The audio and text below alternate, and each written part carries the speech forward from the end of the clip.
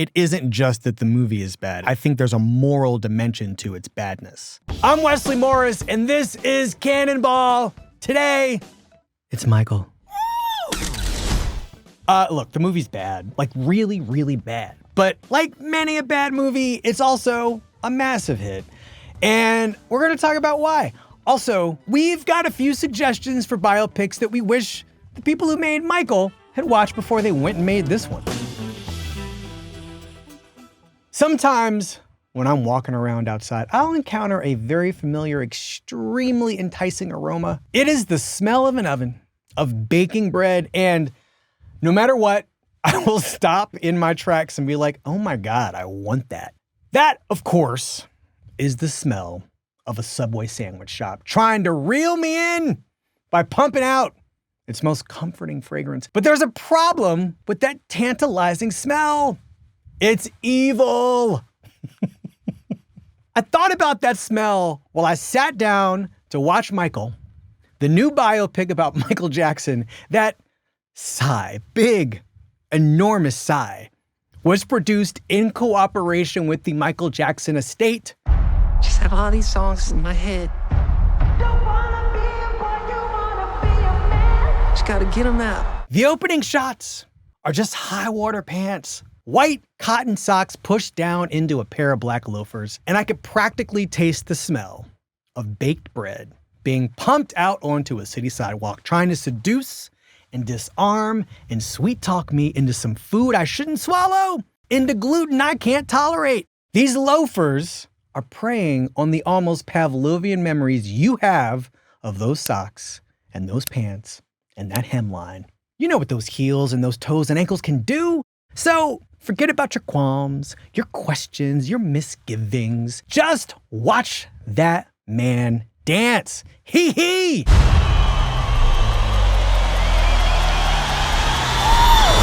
That is pretty much all this movie wants us to do. We see Michael Jackson go from about 10 years old in 1968 to about 30 years old in 1988. We see Joe Jackson, his dad, take off his belt and beat his little butt. We see him watch a lot of TV with his mother, Catherine. We see him read Peter Pan before bed. We see him rescue a chimpanzee from its own abuse and exploitation. We see him go solo and experience this stratospheric fame that made him feel like part of everybody's family. But mostly what we see is Michael Jackson once again sing and dance, sing and dance. Now, the movie knows that we know about the allegations of child molestation, about the trial he endured over one of those allegations. It knows a lot of us have seen the HBO documentary that Dan Reed made, in which two men remember in vivid detail what they say Michael Jackson did to them as boys. It also knows that some of us believe them. But the movie ends before all that happens. Instead, it goes to hilarious lengths, as in like laugh to keep from crying lengths, to provide an innocent backstory for his relationship with these children. The kids in this movie are always accompanied by parents, moms, who really love them some Michael. Or the kids are in a hospital, dying. There are so many sick kids in this movie. He's like a one-man Make-A-Wish foundation in its crazy way. The movie is defending Michael Jackson against accusations nobody in it is making.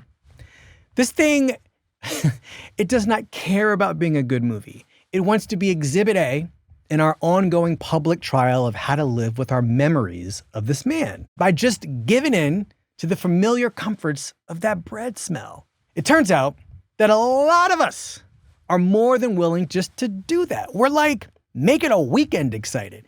It's been a week, and Michael is already a massive hit, more than $200 million worth served. That, I am told, is the best opening weekend ever for a biopic. Sorry, Freddie Mercury. Sorry, Elvis. It's got a 97% audience rating on Rotten Tomatoes. That's a higher score than Casablanca. He's looking at you, kid. I got a little preview of this audience energy the day I went to see Michael. I was sitting next to a couple, a man and a woman. And there's this moment where Michael's lawyer, who's played by a wig wearing Miles Teller. You want to be the biggest star in the world? That guy turns to him and he says, "You're a legend. There's nobody like you. There'll never be anybody like you." I don't know why I'm making this guy a gangster, except he is. He's one of the people who helped make this movie. Anyway, the woman in the couple. That woman, while he's saying this, she was just tapping her finger against her thumb and just said, facts. Facts.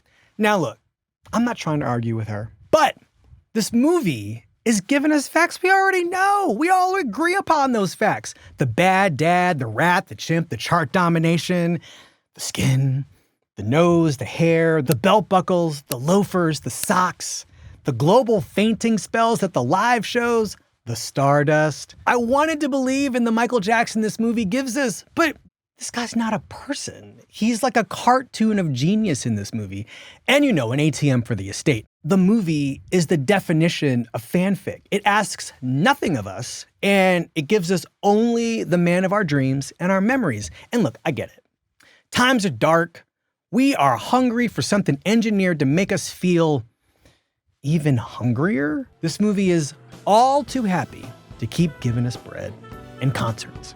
I couldn't just sit alone with my feelings here. I had to talk to my friend Eric Hynes. He's the director of film programming at the Jacob Burns Film Center in Pleasantville, New York. He's also one of my favorite people to talk to about movies, and he's been talking to me about Michael Jackson for a quarter century, and I figured he's the perfect person for me to ask, what is going on here? Eric Hynes! Wesley Morris. What's up? Welcome. Let's just go right in. We're here for a reason. What is this movie? You're confident. Why does it exist? You're strong. Why is it happening? You're beautiful. You're the greatest of all time. I really, from the minute it started, I just felt bad. Mm-hmm.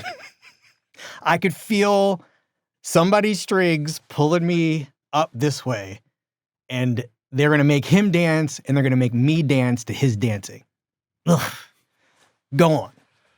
Well, I mean, it exists for IP, right? I mean, it's sort of that simple. It exists to consolidate an asset and to promote an asset and to make sure that that asset is safely profitable from this point forward. It feels that way from the very first Just frame. your language.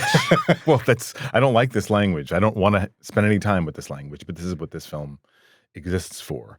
But it's funny, like I felt that from frame 1 too, and yet I also found myself, despite myself, not liking it, but wanting it to actually show me something, tell me something. Yes, give me something I don't know. For a surprise. Yeah, an insight, a story. I mean, because it was made by all these people who know him, yep, who claim to know him, who claim to care about him. There are brothers and sisters in the executive producer credits. I don't know if you caught this, but Harvey Mason Jr., who runs the Recording Academy, the people who give out the Grammys, he's an executive producer. The Grammy organization is thanked at the end. Like, it's just wild. So I was assuming or hoping there'd be some kind of, I don't want to go so far as to say revelation, but just some insight into our understanding of who this person was. But even that is too risky for what they're trying to do. But it's interesting that you could say there could be an approach to the way that this is written, the way this is directed, so that anything controversial or problematic or worrisome or human could be entirely avoided. But instead, it suggests these things. It kind of knows that you know them. Yes. And then gives you an opportunity or allows you to feel like it's okay.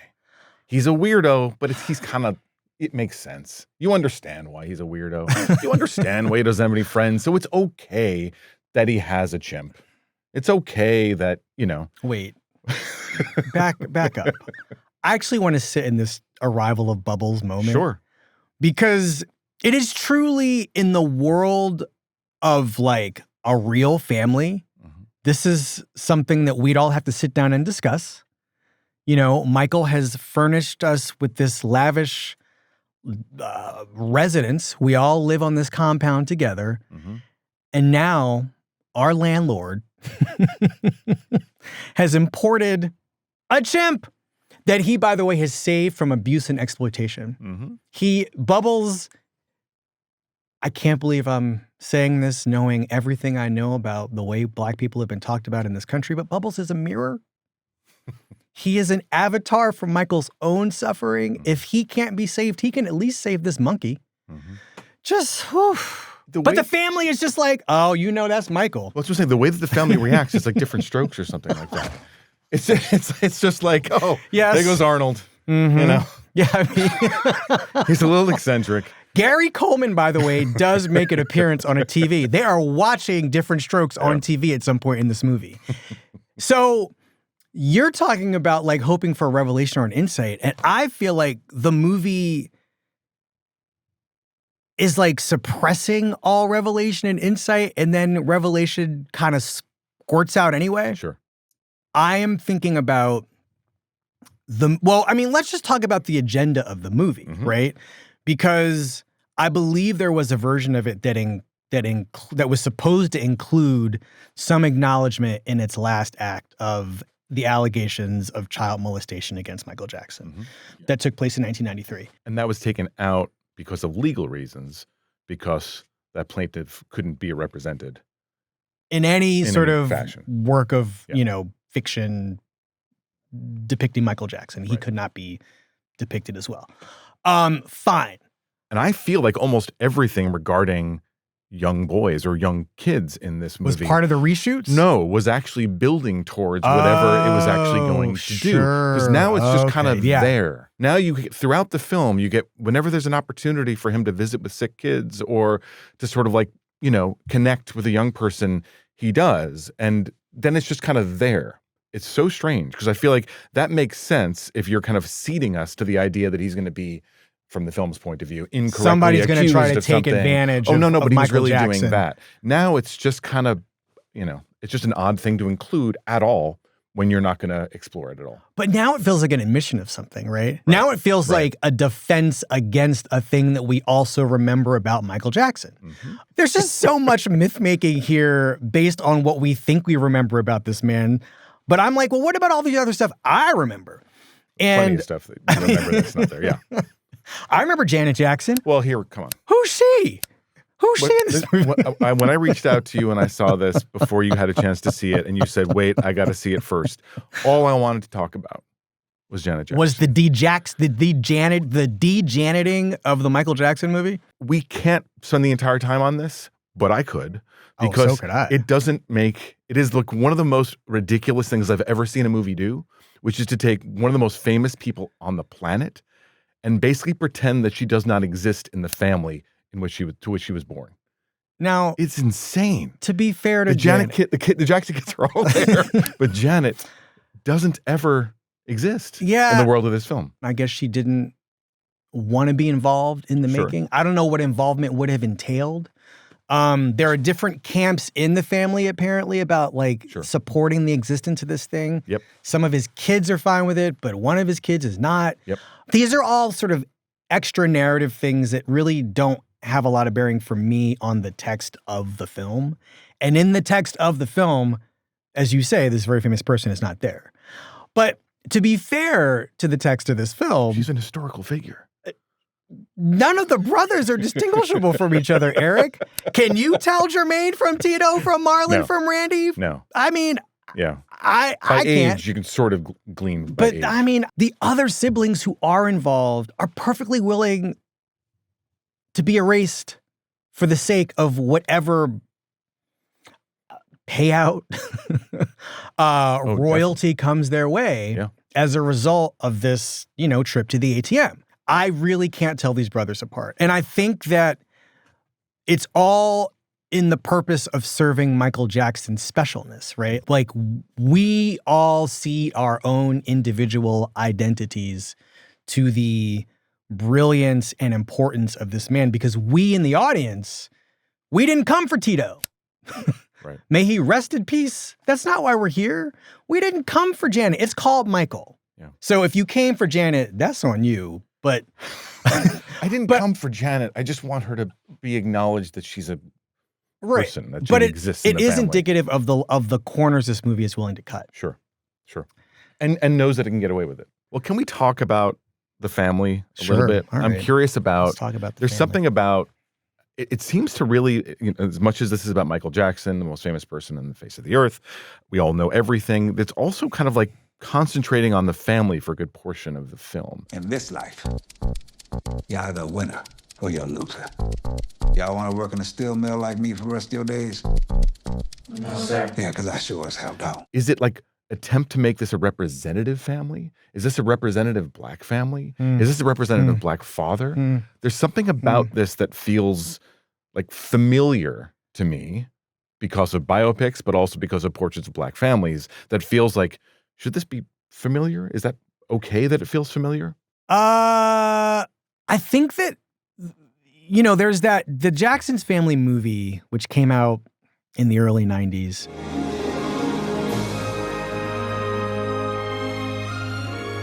Really does a, I would say, memorable job.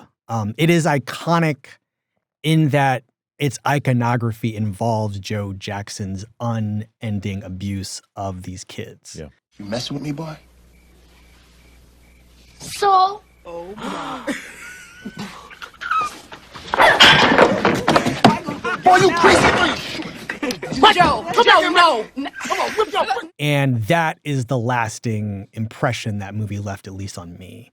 And that it basically could be used to explain any number of things about what befell Michael Jackson and what Michael Jackson chose to do in the wake of living in that house with Joe Jackson. So Joe Jackson doesn't have to go full on Ike Turner here. He can just be like Joe Jackson flavored, as played by Coleman Domingo, who does, with hair and makeup, go all in. I need to think. I told you what to think. So rather than torment Michael Jackson about how he looks, we just get one line where Joe is like, what does he call him? Big Nose? Go away, Big Nose, or shut up, Big Nose. That's it. And that's enough to like plant the seed in our minds that, yeah, Joe Jackson's the problem here. Margot Jefferson wrote this great book called On Michael Jackson, in which she does a lot of speculating about things that happened to Michael Jackson that had nothing to do with Joe Jackson's abuse, but includes it. But it also has to do with like how Michael Jackson developed a sexuality at all. How he came into his own as a sexual being, like how he learned sex, essentially. And that's compelling to me. Sure. I think that the Jacksons don't really represent a typical Black family because they're not. Right. I think that the attempt to make this a sitcom about people living in a house together, this movie's attempt to turn those relationships into a sitcom with a little bit of dramatic tension is interesting because it really, really, really, really requires you to just not care about what stick figures everybody else is. And it's not like Michael Jackson's a fully, completely developed person either. Not at all. He just goes in stained glass. Right. Everybody else sits in a pew. I mean, can we talk about the one good music sequence in this movie? One interesting music sequence in this movie? I'm curious what you're going to say, yeah. I think it's the Beat It moment. It is great. No, it is really good. I mean, it's a fable. Yes. But it's a pretty good sequence. Yeah. If it works, why is it working? Well, I mean, because it's a sort of thing where, stretching the truth or not, it's an incredible thing to say we're going to bring in like the Crips and the Bloods into a sound stage, and we're going to like dance it off. We're gonna work out decades of gang violence and animosity. Yeah. With a little bit of choreography. And they're going to just like think that Michael's the coolest. Yes. Yes. Like, yeah. The looks of awe on these guys' faces is extraordinary. But I mean, that whole sequence is interesting just because something is happening. Yes. Right? Yes. Like Michael Jackson one night looks up at the news. I believe he's in the studio where his second home. But anyway, he looks up at a TV at some point and sees that there's, it's a story about Black men being shot and killed. He sees this and he's like, oh, it's so sad. It's, Black on Black crime, terrible. goes to bed, I believe, wakes up because he can't sleep, alive with inspiration, and then suddenly he's in the studio and the camera is zooming along the control board as he has a revelation. I believe he makes a phone call. And then what happens? I think he makes a phone call to folks who got some connections. People he knows that might know some people on the street. The streets. Yeah. And they bring together in a soundstage the Bloods, the Crips, all the breakdancers, all the kids from the streets, and they get together and they dance it off.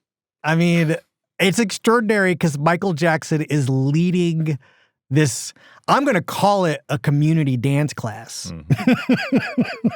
And it also is the Beat It video. Right. And it also is the Beat It song. It's all, I mean, again, we'll say it again. This is a fable of how a song got written, but it feels good in the moment because it's so ridiculous. And it is yet another group of people signing a petition they did not know they were signing because the Bloods and the Crips need lawyers and they too should have some say in how they're depicted, but whatever. Yeah. They're on board in this movie with Michael Jackson having these moments of inspiration. Well, and there's yet another layer of characters who are just there to just marvel at Michael. Yes. That's kind of their only function is to marvel at Michael. Just be like, oh my God, this guy, you know what?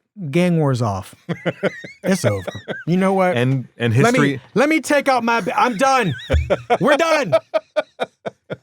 Michael fixed it.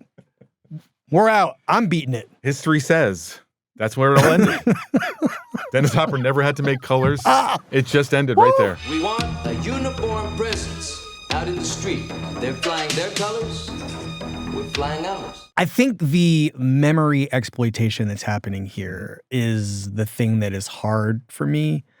Because I'm curious about that term, memory exploitation. It's a very powerful thing. And I can't think of another person with whom we have this kind of relationship where it's, until 1988 was mostly positive. Mm-hmm. Even beyond 1988, when Dangerous comes out, he is trying to get out in front of all of the things that are gathering in the press about him. And he, without really asking us to defend him, defended him, right? There was a huge part, especially among Black people, there was a real, we've been down this road before. We've seen needless persecution. We've seen people dragged through the mud. Not Michael. They can't do this to Michael. Mm-hmm. And it was also a little easier because it seemed like the people accusing him of, the abuse were white families. Mm-hmm. And one of the things that makes that Leaving Neverland documentary that the estate, which is responsible for this movie, tried, they sued and got it expunged from HBO. Yep. No longer is watchable through HBO streaming service. Mm-hmm. One of the things that's powerful about that movie, obviously, is the amount of time and care spent in getting these two men to tell the story of their relationship to Michael Jackson. And it goes from the happiest, most mind-blowing time spent with this man to the memories of the dark turns it took with respect to the allegations of sexual molestation. Mm-hmm. And they're very graphically explained and laid out in the film, in Leaving Neverland. I remember hearing those and kind of understanding how at least a kid could get involved in the life of Michael Jackson. Yeah. I don't know if you had this. Because you were a kid and you were enraptured by I loved Michael. him. Yeah. I loved him. Sure. And if Michael Jackson somehow found his way to my front door, I'm letting him in. And I think my mother probably is too. Right? And you think that he could be your friend. Yeah. You think he would care. Yeah. And he'd be safe. There are so many photographs. Just kids were such a part of the Michael Jackson experience. Mm-hmm. But those scenes also bring up, and I don't understand. I don't know if I know the personal history here. I don't know what this is based on. Okay. With this bodyguard figure. Then do it, Michael. Not a little boy anymore. Oh, yes! Oh, I'm glad you brought him up because I almost forgot. He's present in every single scene. He's like probably the number 2 character in the film. Yes. But I don't know, is that based on somebody? I think he's a real, he's probably a composite of a couple people, I believe. I don't remember now, but I know that there was a person because both James Safechuck and Wade Robson talk about this figure in Leaving Neverland. They talk about this guy. And they talk about a man who I believe is this bodyguard. Yeah. And that's another thing that kind of spurts out the more the movie tries to like repress. It's giving this guy more lifetime personality than a Janet Jackson, right? And so it also makes you wonder what else this guy would have seen, what else he would have known, where else he would have whisked Michael Jackson into and out of. You know, like who was he opening the doors for? Because he was in the house. He was at Neverland. But yet here he is as a kind of like human Kevlar, you know? I don't know. This movie is so weird. For as bland and uninteresting as it is. Yes. You know, it's just there's so many strange things about it. Well, I like what you're saying, like the kind of pressing down on it and things kind of squeak past. It's sort of like the idea of like the more they try to hide things from us, the more visible it becomes. There are more shots of Peter Pan than there are Katherine Jackson. There are more loving shots of Peter Pan than his own mother. Okay, so, you know, this isn't working for you. This is not working for me. You know who it is working for? Yeah. Millions of other people. Who's bad? Is it us? No. I actually I'm proud of our friends in the critical establishment, people who are writing about this film, for not taking the bait of anticipating that this is going to be a big popular film and trying to find their way to kind of endorse it in some way. I'm proud because it's not surprising that this is a huge hit. No. But I am somewhat surprised by how unified the criticism has been, because I think it's appropriate. And it's not easy. You mean, when you say unified, you mean that it isn't just that the movie is bad. It's like, I think there's a moral dimension to its badness. A moral dimension to its bad, but also a kind of real, like, identifying what it is, addressing it, and taking the film to task for it. Even though it's this kind of juggernaut that's going to be massive. So it's one of these moments where you could say, oh my goodness, the people have spoken. They're right. The critics are just killjoys. I'm like, no, the critics are actually doing their jobs, and everyone else is just kind of wants to just tune out the kind of problems and enjoy the hits, and that's kind of what people do. Just play the hits, man. Yeah.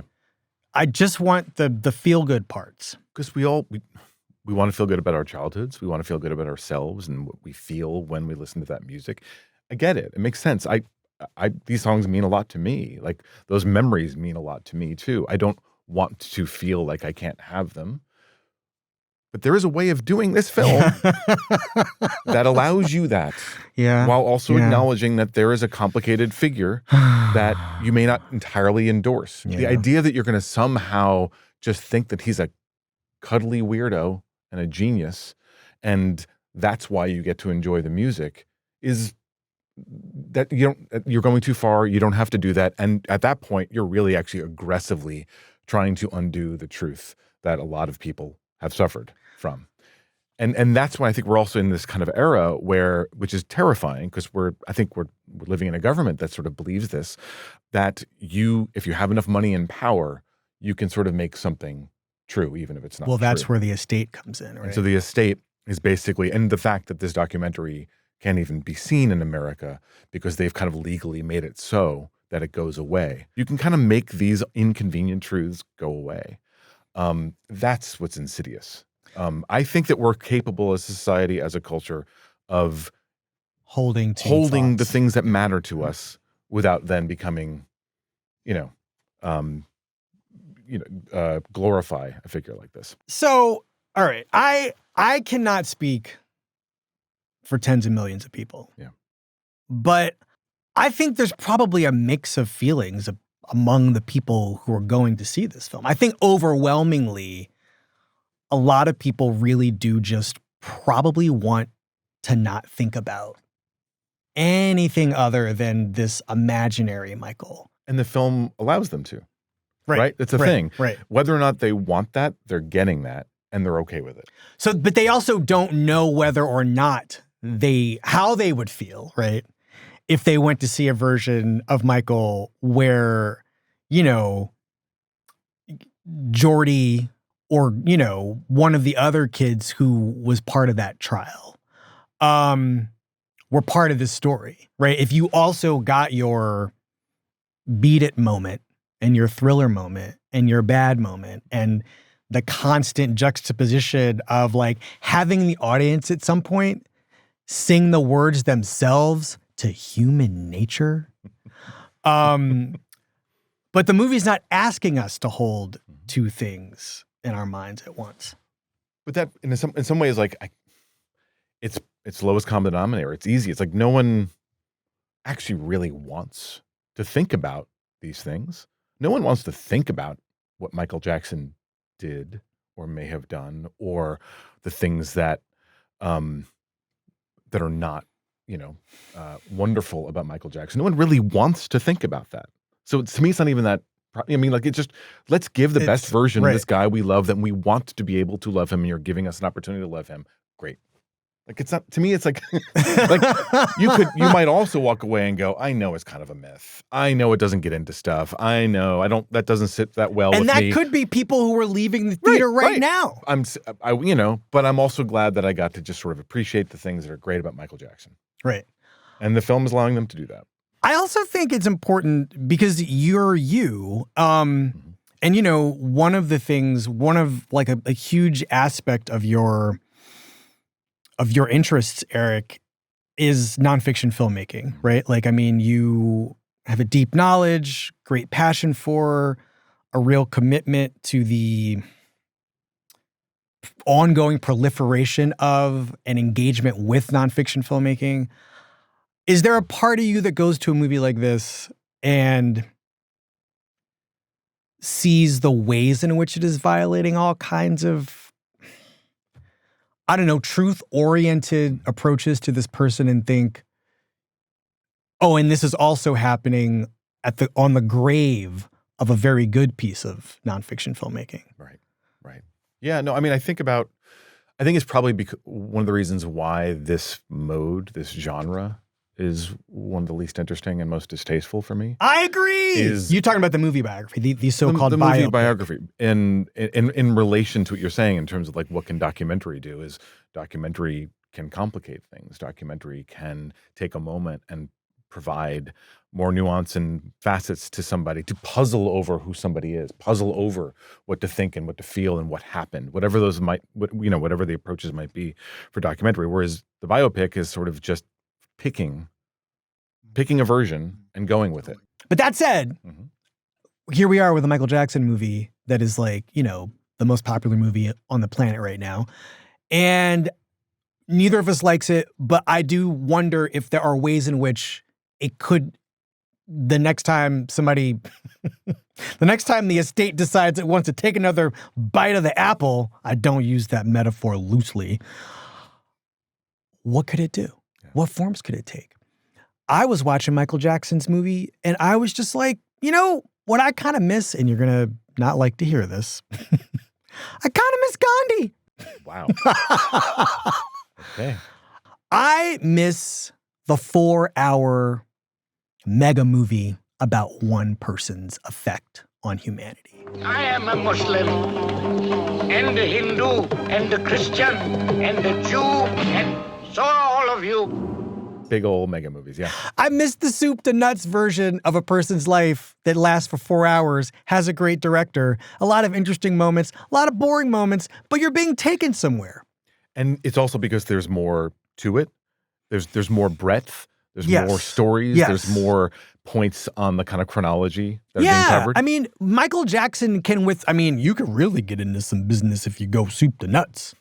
You know what I mean? Like Katherine Jackson gives the birth and everything else takes over. And we're there with him that terrible day in 2009 where it all ends. Sure. And we go on this amazing journey that takes some twists and turns and lasts for 4.5 hours, but we will have gotten somewhere powerful and useful. And I wonder. Yeah.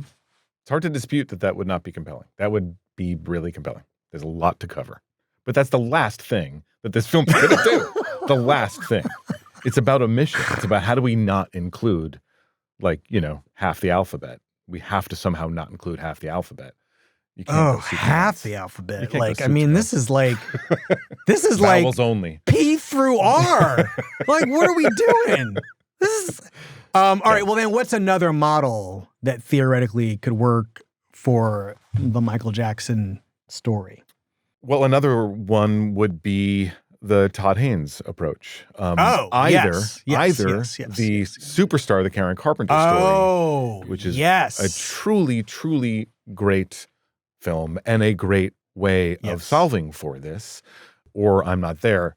Superstar, the Karen Carpenter story, of course, is this incredible story about Karen Carpenter, and all told through Barbie dolls and voiceover acting.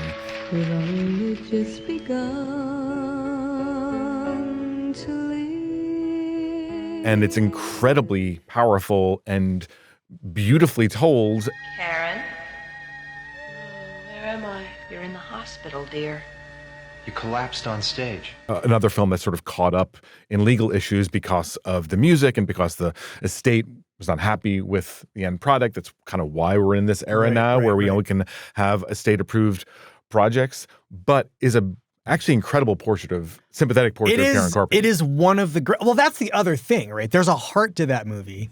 It is honest about her life, and the use of the dolls both amplifies and destabilizes while also weirdly humanizing this person. The other thing that's great about that movie, with respect to doing it for Michael Jackson, is there were the dolls. Yeah. He had his own. Remember the song? The song. It's Michael. You don't remember the song for the dolls? I don't remember the song for the dolls. His feet got the beat, he's cool and he's neat. It's Michael. Yeah, Michael. It's Michael. And it would be like, you get the glove, you get the socks, you get the loafers, you get the pants that don't fit but fit. You get all of it.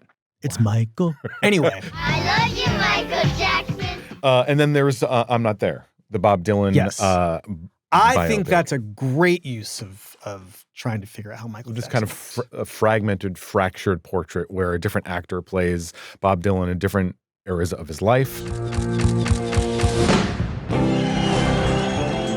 It's interesting to think of that being applied to Michael Jackson.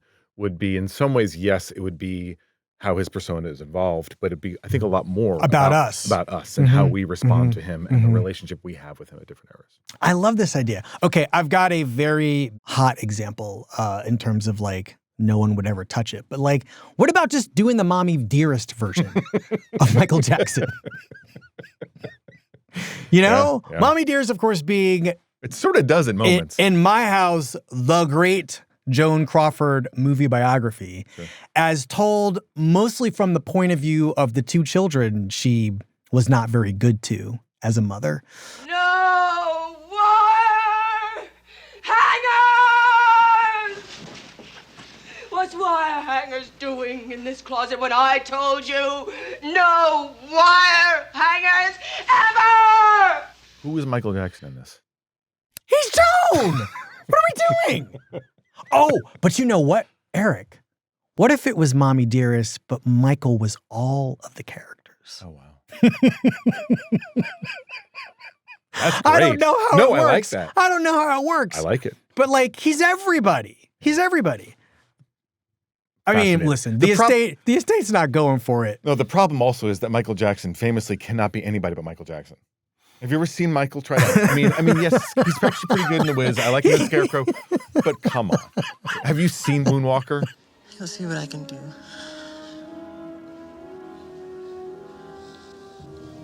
You'll see. I mean, come on. Oh no, he cannot act. Can't he wanted act. to be Fred It's Astaire. true. He wanted to be. Well, he really thought of himself. But I mean, the thing about Michael is, I mean, not only was he a collaborator, I mean, he's one of the great appropriators of all time. Of course. Like a human synthesizer. I mean, the funny thing about this movie is he's like looking at, we see him watch Singing in the Rain for like a nanosecond. Yeah. We see there's James Brown on in the background, all the people he stole from and was inspired by. I would have given up every reservation that I have for the Michael film. If there was a scene where Daryl Hall, where he approaches Daryl Hall Eric. and says, "Can I take the beginning Eric, of?" No, don't do it. Don't do it.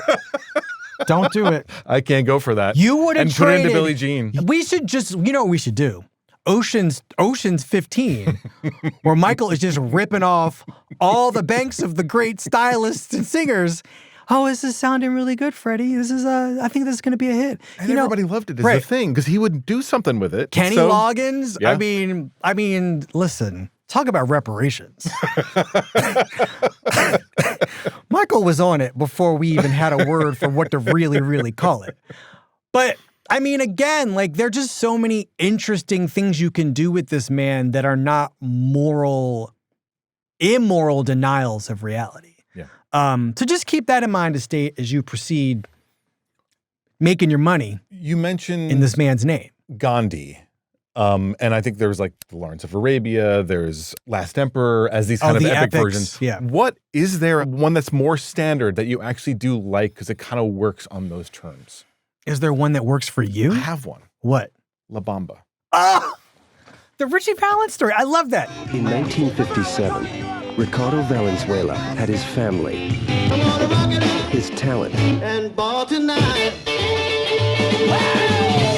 a dream. Because La Bamba is kind of a miracle that it exists. You know, it's like this sort of written, directed by this kind of like legend, this sort of Latino, who directed it? Luis Valdez, oh, who was kind of a poet, playwright, and had a small moment where he somehow got the gig. It doesn't make any sense. But talk about why that movie works as a model. Probably works because it's coming from a place. It's coming from Californian Latino experience, Chicano like art and culture that, yes, it winds up having this package of a biopic, but it feels real. It feels authentic. It's important to say, too, that we had forgotten about Richie Valens at this point. Right? This movie kind of reignited an interest in his music. Yep. So it kind of, all of it comes from nowhere. The director, the stars, the music, and the man. And then made hits out of these songs again.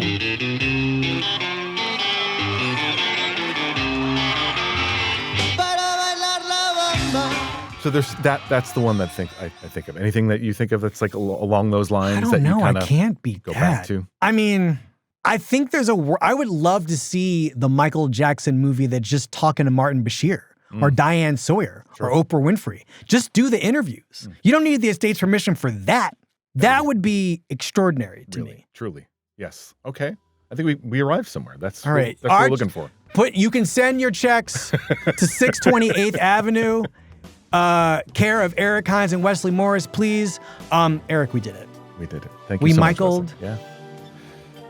And we cried. We had to. We got through it. We can move on with our lives now. All I want to say is they don't care about you, Michael. That estate can say what it was. They don't care about you. Thank you, Eric. Thank you, Wesley.